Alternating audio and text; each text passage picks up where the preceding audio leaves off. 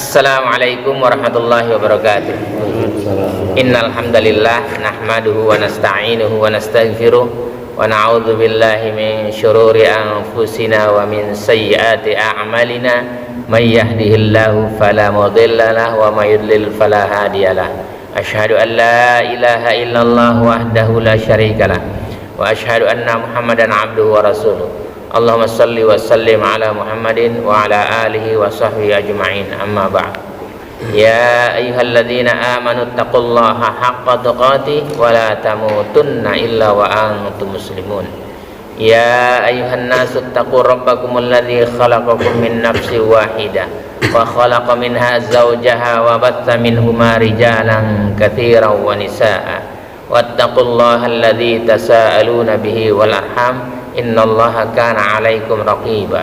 Ya ayyuhalladzina amanu taqullaha wa qulu qawlan sadida yuslih lakum a'malakum wa yaghfir lakum dhunubakum wa may yuti'illaha wa rasulahu faqad faza fawzan 'azima. Alhamdulillahirabbil alamin. Pagi ini kita masih diberi kesempatan oleh Allah Subhanahu wa taala untuk dapat menunaikan salat subuh secara berjamaah. Kemudian kita lanjutkan dengan mentadaburi ayat-ayatnya dan mengkaji hadis Rasulullah sallallahu alaihi wasallam yang hanya kepadanya lah kita berharap ridhonya agar kita dan keluarga kita dijadikan oleh Allah Subhanahu wa taala ahlul Quran dan ahlul jannah. Salawat serta salam semoga tercurah kepada Rasulullah sallallahu alaihi wasallam, Muhammad bin Abdullah beserta keluarganya, para sahabatnya serta pengikutnya yang senantiasa menegakkan sunnah-sunnah Rasulullah sallallahu alaihi wasallam hingga akhir kiamat kelak. Mari sama-sama kita buka dengan bacaan basmalah. Bismillahirrahmanirrahim. Hari ini kita mau belajar tentang bagaimana cara menuntut ilmu, cara mengenal ilmu, apa saja ilmu itu, ya kan? Gitu. Kalau ditanya menuntut ilmu, ya, mau kemana? Menuntut ilmu. Gitu. Kalau orang menuntut ilmu harus dapat ilmu itu, ya kan? Namanya orang nuntut, ya kan? Ada orang ditanya, kamu mau menuntut ilmu apa cari ilmu? Gitu. Ada orang cari ilmu dan ada orang juga menuntut ilmu. Kalau dia hanya mencari ilmu bisa dapat dan bisa tidak. Kalau menuntut ilmu dia insya Allah dapat. Gitu. Ngapain kamu ngaji? Ya dengar-dengar aja. Nggak dapat apa-apa, ya kan? Ngapain kamu ngaji? Dengar-dengar doang. Nggak dapat apa-apa. Gitu. Tapi kalau dibilang mau kemana? Mau ke masjid. Ngapain? Ngaji, ya kan? Ngapain ngaji? Nuntut ilmu.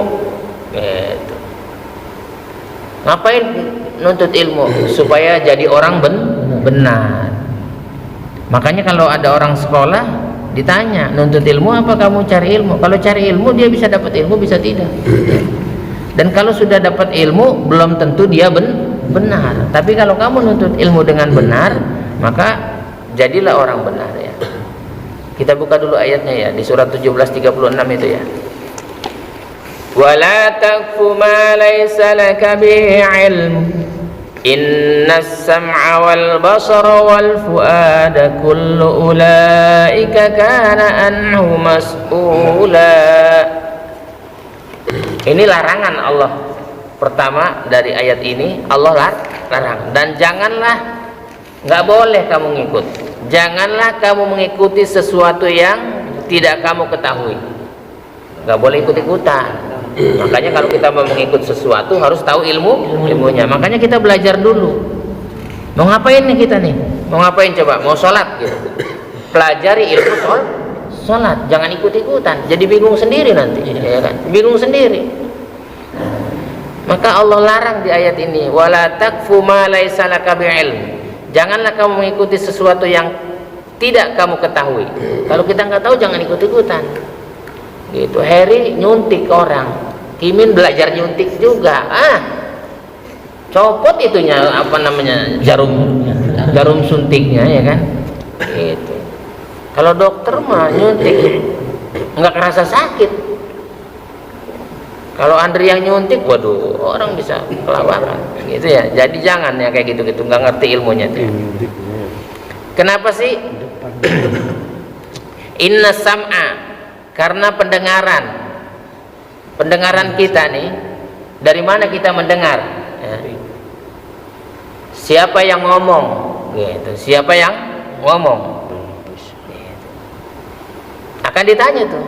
Karena pendengaran, penglihatan, dan hati nurani semuanya itu akan diminta pertanggungjawabannya oleh Allah. Jadi sesungguhnya setiap hamba akan ditanya pada hari kiamat ya tentang 3 nikmat itu. 3 nikmat. Allah berikan nikmat kita yang pertama apa? Pendengaran. Maka anak kecil kalau lahir itu yang paling pertama kali dikasih pendengaran. Makanya ketika lahir dikasih kalimat tauhid. Ya, di kuping kanan dan di kuping kiri. Jadi yang pertama kali dia dengar adalah kalimat tauhid. Kalimat tauhid. Maka ketika dia dengar kalimat tauhid, nanti ketika dia meninggal dia mengucapkan kalimat tauhid karena yang pertama kali didengar. Ya, itu. Makanya kita kasih tahu ya, supaya nanti dia meninggal mengucapkan kalimat tauhid. Kalau anak cucu kita nanti meninggalnya semua mengucapkan kalimat tauhid, kita senang nggak? Senang. Apalagi sabda Rasulullah sallallahu alaihi wasallam, man mata qala la ilaha illallah dakhalal jannah. Barang siapa yang mati kemudian dia mengucapkan kalimat sebelum dicabut nyawanya mengucapkan kalimat la ilaha illallah, masuk surga. Itu Nabi yang bersabda. Kemudian dikasih nikmat yang kedua yaitu penglihatan. Alhamdulillah kita bangun tidur ketika kita setelah sholat subuh yang pertama kali kita lihat apa? Al-Quran. Nikmat kita itu ya paling untung ya. Kemudian nikmat yang ketiga adalah hati nurani. Makanya orang yang membaca Al-Quran, mempelajari Al-Quran, hatinya lembut, hatinya baik ya. Nggak ada tuh, jangan dengerin ada orang bilang saya alhamdulillah nggak baca Quran juga yang penting baik sama orang. Nggak ada sejarahnya orang yang nggak menjalankan Al-Quran itu baik, nggak ada. Saya mau biar nggak sholat juga yang penting kan saya baik sama tetangga, nggak ada. Udah bukti jelas kamu nggak baik sama Allah, dipastikan sama hambanya tidak baik. Tuh lihat tuh dia kalau ada orang mati bawa teko isinya kopi sama teh manis, dilihatnya begitu. Setelah selesai dia minta bayaran, minta tagihan. Mana ada orang baik yang kayak begitu ya kan? Yang kayak gitu dihindari. Hatinya itu hati. Jadi Allah akan pertanyakan nanti, minta pertanggungjawaban nikmat yang diberikan oleh Allah yaitu pendengaran, penglihatan dan hati nurani. Maka apa sih ilmu itu kalau ditanya? Ilmu itu apa coba?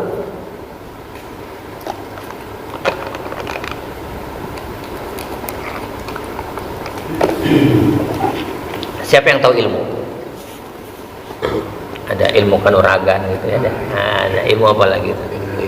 Ilmu hikmah. Ya ilmu itu apa ilmunya? Apa?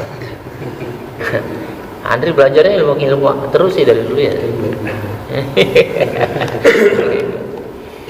Ilmu itu asal kalimatnya dari bahasa Arab. Ilmu ya. Bahasa Arab itu bahasa Al-Quran ya, Al-Quran dengan berbahasa Arab. Jadi kalau mau memahami Al-Quran harus pandai berbahasa Arab, harus pandai gitu. Nggak mungkin dia bisa paham Al-Quran kalau dia nggak pandai bahasa Arab. Maka para sahabat dulu pandai nggak bahasa Arab? Pandai. Makanya ketika turun ayat dia langsung ngerti. Ketika Rasulullah mengucapkan hadis-hadis nabinya, ngerti nggak? Ngerti. Kenapa harus ada tafsirnya? Karena kita tidak pandai bahasa Arab. Maka ilmu itu asal kalimatnya alima ya'lamu ilman ya. Artinya apa? Mengetahui. Artinya mengetahui bahwa ilmu itu dalam bahasa disebut mengetahui. Adapun istilahnya al-ilmu huwal kitabullah. Ilmu itu kitabullah. Apa itu kitabullah? Ini yang kita pegang, Al-Quran. Jadi sumber ilmu itu adanya di Al-Quran serta sunnah Rasulullah Sallallahu Alaihi Wasallam. Mau belajar apa ya? Sholat, puasa, zakat, pergi haji, sedekah, waris, nikah. Ada nggak di Al-Quran? Ada. Itu ilmu tuh ya. Jadi sumbernya kitabullah ya.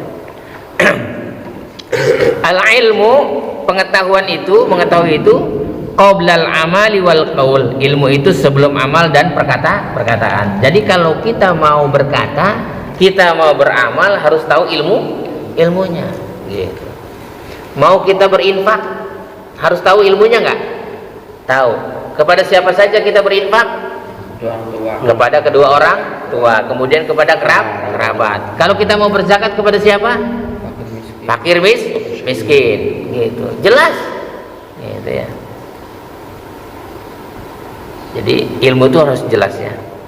Jadi sebelum amal dan perkataan. Jadi kalau orang nggak mengerti tentang ilmu, jangan banyak ngomong, harus dia banyak mendengar. Makanya kupingnya disediain dua, kiri dan kanan gitu. Iya, orang belajar mendengar itu lebih sulit dibandingkan belajar berbicara. Kalau belajar berbicara mudah, kayak anak kecil tuh, anak orang. Kalau diajarin ngomong pinter nggak? Coba kalau suruh ajarin dengar, suruh ngedenger gitu. Anak kecil nih, kita bilangin apa, Pak? Kita bilangin, ini Budi gitu. Dia tahu tuh, ini Budi. Dia bisa ucapkan nggak? Bisa. Tapi kalau kita bilangin, ambil itu, dia belum tentu mau dengar gitu. Jadi belajar mendengar itu lebih sulit dibandingkan belajar membaca gitu. Maka kita harus belajar mendengar. Lebih baik banyak mendengar 10 orang, ngucapnya sekali gitu. Al-ilmu yang ketiga, huwa idraku kulla syai'in ma yajhalu hatta ya'lam. Ilmu itu menjelaskan segala sesuatu atas apa-apa yang tidak diketahuinya sehingga mengerti. Jadi kalau orang yang belajar ilmu, akhirnya dia mengerti, dia paham gitu. Apa sih fungsinya ilmu itu? Apa tuh fungsi? Kayak gini nih, handphone fungsinya apa? Alat komunikasi gitu. Handphone tuh alat komunikasi. Kalau mobil, alat transportasi. Kalau ilmu fungsinya ilmu itu loh. Landasan iman. Ilmu itu landasan iman. Bagaimana dia bisa beriman kalau dia tidak berilmu? Ada nggak sejarahnya orang beriman nggak berilmu? Sejak kapan ada orang beriman yang tidak berilmu? Bisa. Para sahabat Nabi itu beriman karena dia mempunyai ilmu yang diberikan oleh Rasulullah. Tadinya dia jahil nggak? Sebelum masuk Islam, jahil dia, gitu. Tapi para sahabat itu akhirnya dia termasuk orang-orang yang berilmu dan ditempatkan derajatnya paling tinggi. Jadi kalau orang-orang mau derajatnya ditempatkan paling tinggi, berilmu, gitu, ya. Jadi ilmu adalah sebagai landasan iman. Jadi keimanan harus berlandaskan ilmu. Tidak boleh berprasangka atau menduga-duga. Nggak ada itu ya. Jadi ilmu adalah landasan iman. Di surat 22 ayat 54. وَلِيَعْلَمَ الَّذِينَ أُوتُوا الْعِلْمَ أَنَّهُ الْحَقُّ مِنْ رَبِّكَ فَيُؤْمِنُوا بِهِ فَتُخْبِتَ لَهُ قُلُوبُهُمْ وَإِنَّ اللَّهَ لَهَادِي الَّذِينَ آمَنُوا إِلَى صِرَاطٍ مُسْتَقِيمٍ. Dan agar orang-orang yang telah diberi ilmu, meyakini bahwa Al-Quran itu benar dari Tuhanmu, lalu mereka beriman. Setelah kita belajar ilmu, belajar Al-Quran, kita harus yakin dengan Al-Quran. Jadi meyakini bahwa Al-Quran itu benar dari Allah, lalu mereka beriman. Jadi kalau dia nggak yakin dengan Al-Quran, dia beriman nggak? Enggak. Dia harus yakin dengan Al-Quran. Dia belajar Quran, kemudian dia yakini bahwa Al-Quran itu dari Rabb-nya, dari Allah, barulah dia berilmu. Dan hati mereka tunduk kepadanya. Maka dia orang beriman itu tunduk kepada Al-Quran, tunduk dengan firman-firman Allah, tunduk dengan hadis-hadis Rasulullah. Makanya dia bilang apa? Sami'na wa ata'na.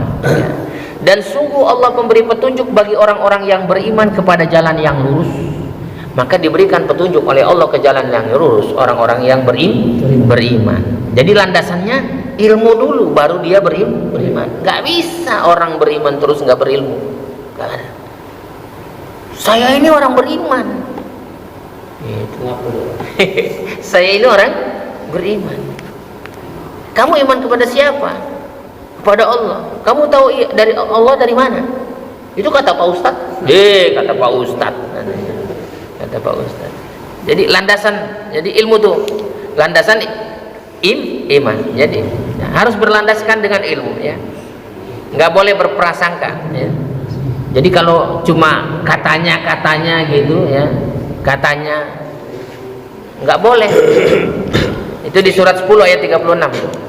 Wa ma yattabi'u aktsaruhum illa dhanna inna dhanna la yughni minal haqqi syai'a innallaha 'alimun bima yaf'alun. Dan kebanyakan mereka, ini kata Allah sudah ditetapkan nih, ya, kebanyakan. Kalau udah kebanyakan ya nggak sedikit, namanya kebanyakan. Dan kebanyakan mereka hanya mengikuti dugaan, bukan mengikuti ilmu. Dia hanya menduga-duga saja. Makanya kalau dalam ilmu hukum positif pemerintah, kalau kita bilang menduga, ya, diduga orang itu mencuri, berarti dia nggak kena pasal, ya. Jadi pakai kata-kata duga, ya. Jadi kebanyakan mereka hanya mengikuti dugaan. Sesungguhnya dugaan itu tidak sedikit pun berguna melawan kebenaran. Jadi sekalipun banyak orang yang menduga, tidak akan bisa melawan kebenaran. Sungguh Allah mengetahui apa yang mereka kerjakan, ya. Gitu. Jadi kebanyakan manusia hanya menduga, berprasangka saja. Kayaknya ini bagus nih, ya kan? Ini rame begini bagus nih, ya kan? Seragam nih bajunya nih, ya kan? Oh ikutlah. Gitu. Berapa beli seragamnya? Pada beli itu, ya. Dulu ada tuh jemaah kalau malam tuh pergi kemana-mana pakai jaket gitu.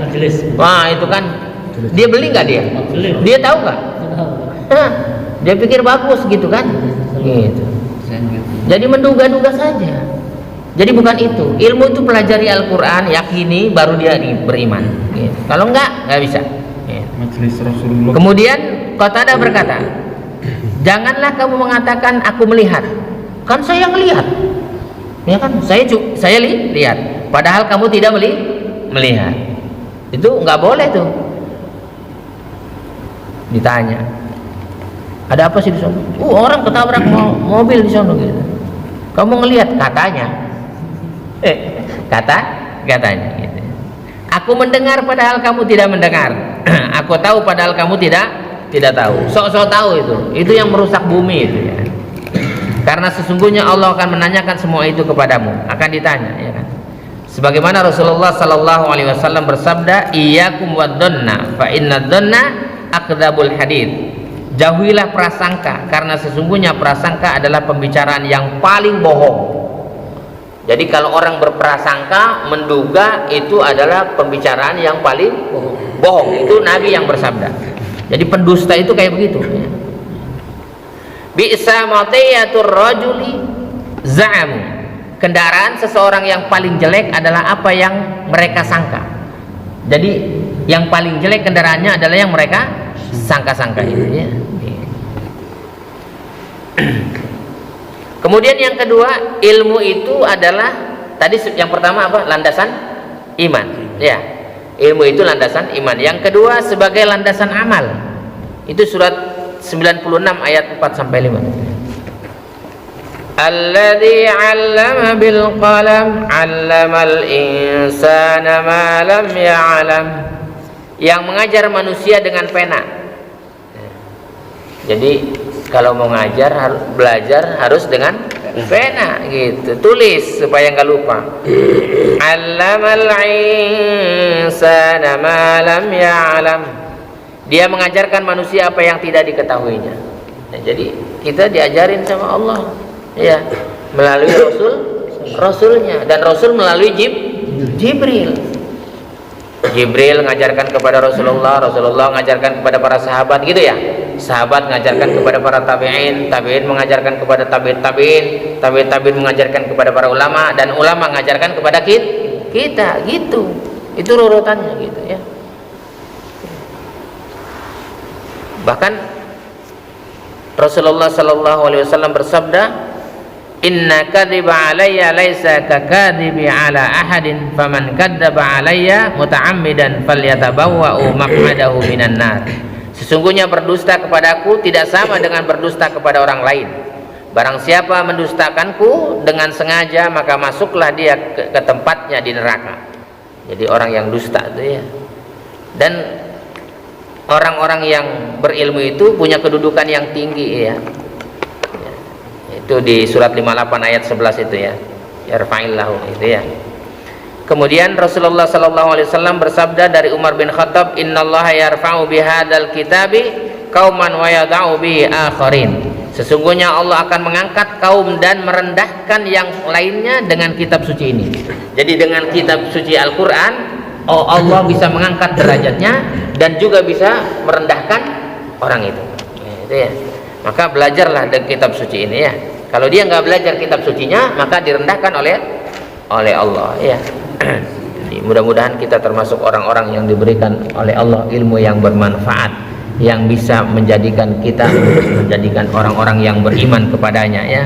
Kemudian Allah angkat derajat kita dengan Al-Qur'an, dan Allah masukkan kita dan keluarga kita ke dalam surga Aden yang mengalir di bawahnya sungai-sungai. Subhanakallahumma rabbana wa bihamdika asyhadu an la ilaha illa anta astaghfiruka wa atubu ilaik.